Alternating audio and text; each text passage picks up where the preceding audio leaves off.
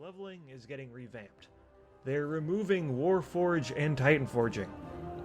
Shadowlands feels like it's shaping up to be sort of like a WoW 2.0, and honestly, that gets me kind of excited and hopeful for the future. Let's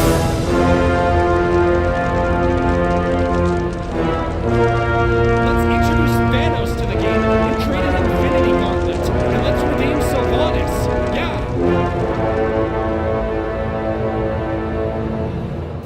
So for almost 2 years, Shadowlands has been out, and I've made exactly one video talking about the lore from this new expansion.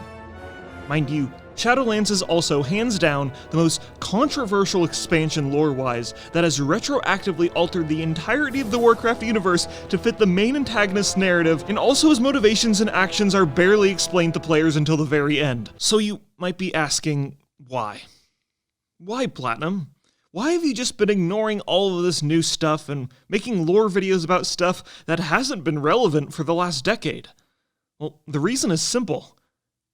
I only like to make videos about things I like. I put a painful amount of time into the videos I make, and the reason why I do it is because I'm very passionate about them. And I just don't feel the same passion for a lot of the new lore in Shadowlands. Don't get me wrong, there's cool stuff in Shadowlands. The Nathrius is cool. I think that retcon of the Dreadlords invading the cosmos and causing havoc is actually pretty cool too. I also really like the last boss of the Theater of Pain where she goes, "At long last, a worthy contender." It's just at the core of Shadowlands' conflict, its storytelling, and how it portrays its main characters is not only the expansion's biggest weakness, but really modern World of Warcraft's biggest weakness for the past 2 expansions. Let me explain. I cannot think of a media that has a slower moving narrative than World of Warcraft. I'm serious. WoW's narrative moves once every 6 months if we're lucky. I mean, sure, maybe books and TV shows take longer to come out, but their entire purpose is to tell a story. For World of Warcraft, the story is a backdrop to the actual gameplay.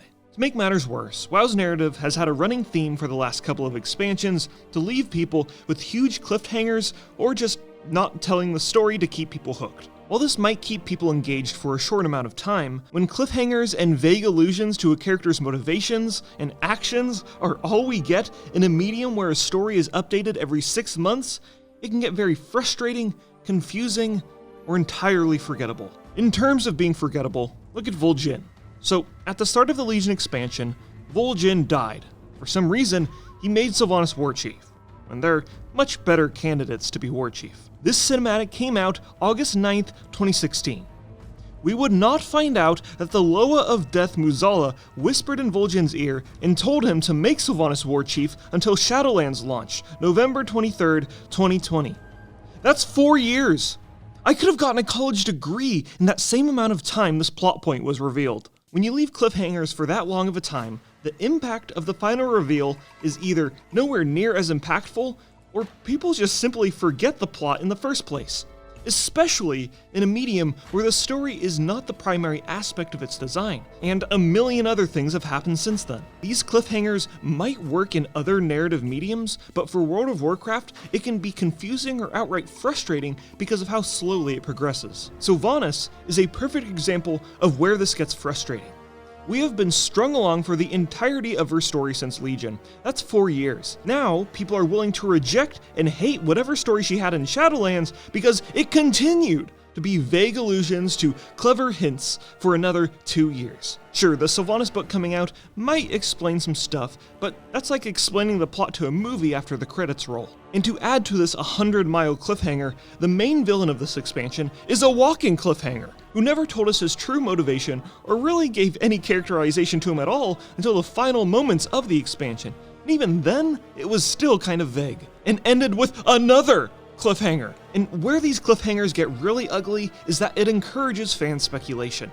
And let me tell you, fans come up with some insanely awesome theories, but the problem is, whatever happens in the story will never live up to the hype of fan theories. Now, I know, obviously you can't just stop people from making fun theories about your game, but when your story is told in such a slow-moving medium and you leave it with tons of cliffhangers, your fan base is just going to get disappointed that their grand theories are not what really happens again and again and again. And don't get me wrong, cliffhangers can work, but modern WoW, specifically Battle for Azeroth and Shadowlands, have both lacked a serious thing in its narrative: a clear direction and conclusion. For the rest of this video, I'm going to be referencing Legion a lot because I think it's the best storytelling that has ever been done in World of Warcraft. Let's start with its clear direction. What is Legion about? It's the Legion.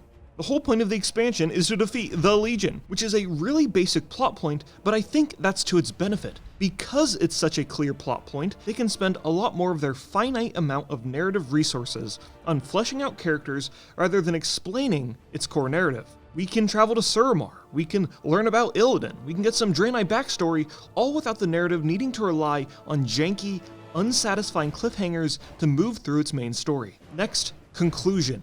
The end of every patch in Legion had absolutely wonderful conclusions to a plotline while introducing a new one. Except for Emerald Nightmare, ignore that one. Nighthold, we defeat Gul'dan, a villain that was introduced in the previous expansion. And then we go back to the Broken Shore, a place that we visited at the beginning of the expansion because we're stronger now and we have more allies. Tomb of Sargeras, we defeat Kil'jaeden and then get a final closure scene with Velen. And then Argus is teleported in front of us. In Taurus, we banish Sargeras and Illidan follows him, but then Sargeras stabs a giant sword in Azeroth.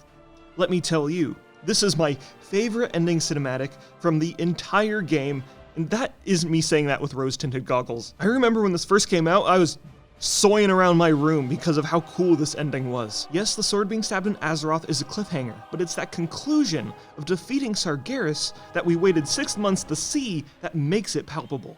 And while yes, later expansions might have had this rhythm of conclusion and an introduction to a new plotline, it lacks a lot of clear direction that didn't make it nearly as satisfying. And when you make a clear direction for your narrative, these awe-inspiring reveals have such a larger impact on a player base that might not be so in tune with your game's story. So what I'm trying to say is, WoW's narrative is at its best when it's kept stupid simple.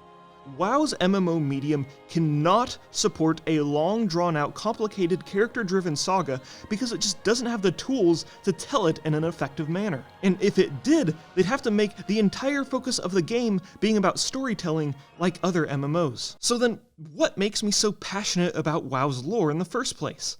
Well, it's in the name, the world. To me, Blizzard has been able to create a universe that is second to none for the last 20 years. The world of Azeroth and its diverse races and factions are absolutely captivating to me. Even in the expansions that have poor main storylines, Blizzard has continued to knock it out of the park when it comes to making a captivating world bursting at the seams with character and passion. And that is where I find Shadowlands to fall short again, because while the world they built in this expansion is neat, it just lacks meaningful depth and that familiar Warcraft flair from recent expansions. It just feels artificial. The reason why I think Warcraft's world has been so captivating to me and many others over the years is mainly because of the game's design. It's a massively multiplayer online game, where you travel through this giant world. When the game plays to its strengths by telling stories where its world is the main character, it knocks it out of the park. This is the main reason why Suramar is one of my favorite zones in the game.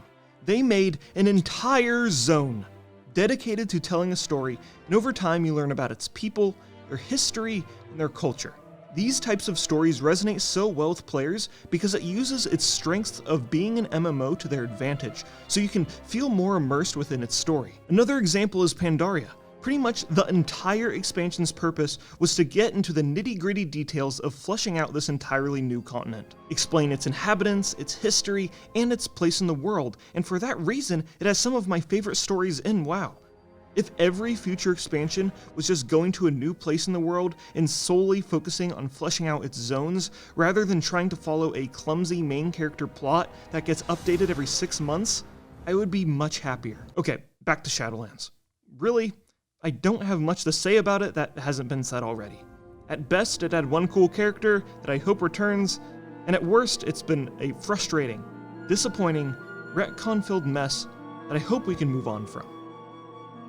Here's to hoping Blizzard can turn the ship around and focus on more grounded stories that focus on their fantastic world-building ability that I, and many others, have fallen in love with over the last decade.